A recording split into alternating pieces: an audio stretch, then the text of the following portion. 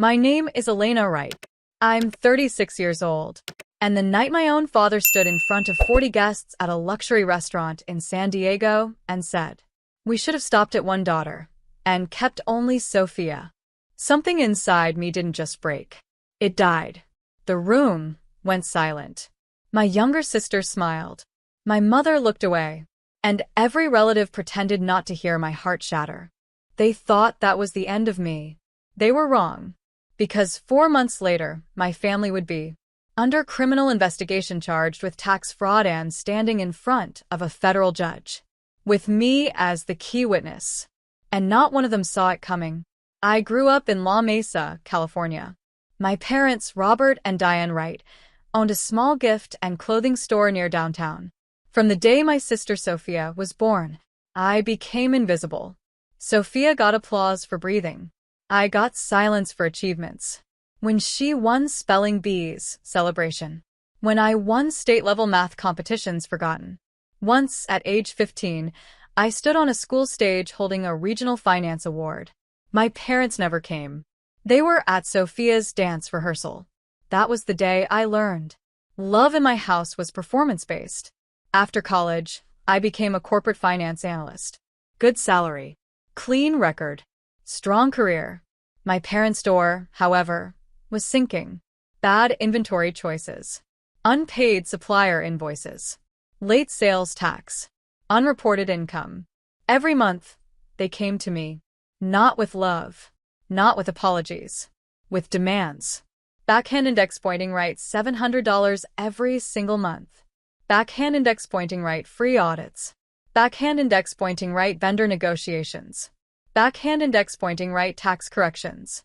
I personally saved that store at least 9 times from shutdown. And every time, they credited Sophia's marketing genius. She would change a signboard color. They called her a savior. I fixed a $42,000 tax error. They called it luck. The turning point came on their 40th wedding anniversary at a resort restaurant in Coronado, California. Gold tableware. Live violin music. 40 relatives. As always, the spotlight was on Sophia. She's planning to expand the business statewide. She's the future of our family. I waited for one pause. One. Then I spoke. The store is bleeding money.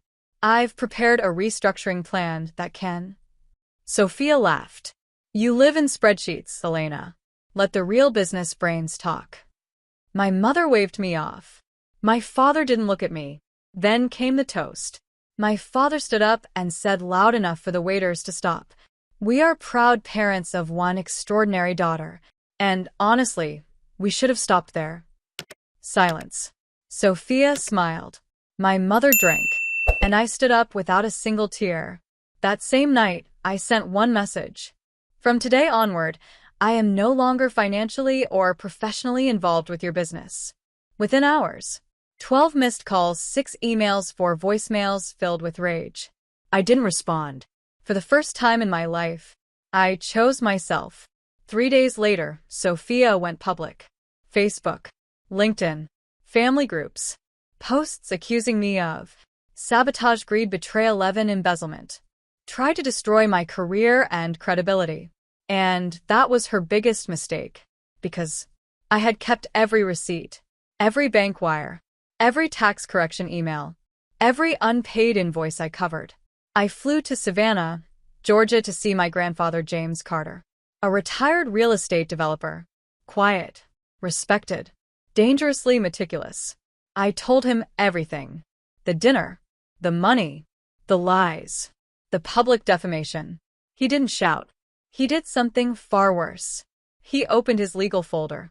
Grandpa contacted federal tax attorneys, a forensic audit firm, a criminal compliance specialist.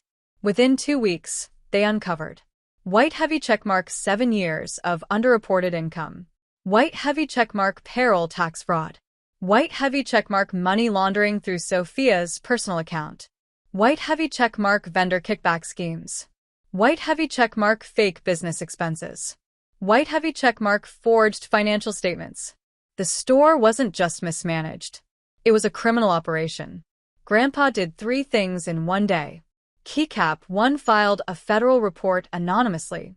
Keycap 2 changed his entire estate will. Keycap 3 removed my parents and Sophia as beneficiaries. Everything. 3 rental plazas, 14 properties trust funds. Transferred into. Heavy checkmark my control. Heavy checkmark a legal charity trust. And the investigation began. 6 months later, federal agents raided the store at 9:14 a.m. Customers were escorted out. Computers seized. Accounts frozen. My father was arrested for tax evasion conspiracy to commit financial fraud. My mother for obstruction of justice evidence tampering. Sophia for financial identity misuse laundering company funds through personal accounts. She tried to call me from jail. I didn't answer. The courtroom was packed. Media everywhere. My family avoided my eyes. And I testified. For 4 hours. Every document. Every transaction. Every unpaid tax. By the end of the trial. Locked father, 11 years federal prison. Locked mother, 7 years house arrest plus restitution. Locked Sophia, 9 years imprisonment plus permanent fraud record. Their assets were seized. Their home was auctioned. Their name became a case study in criminal finance programs. Today, I run my own forensic finance consultancy in Austin, Texas. I train companies to avoid exactly the crimes my family committed. I live in peace. With friends who don't use me. With a partner who respects me. With a life built on truth, not blood. Family isn't defined by blood. It's defined by loyalty, respect, and truth. And sometimes, walking away isn't betrayal. It's survival.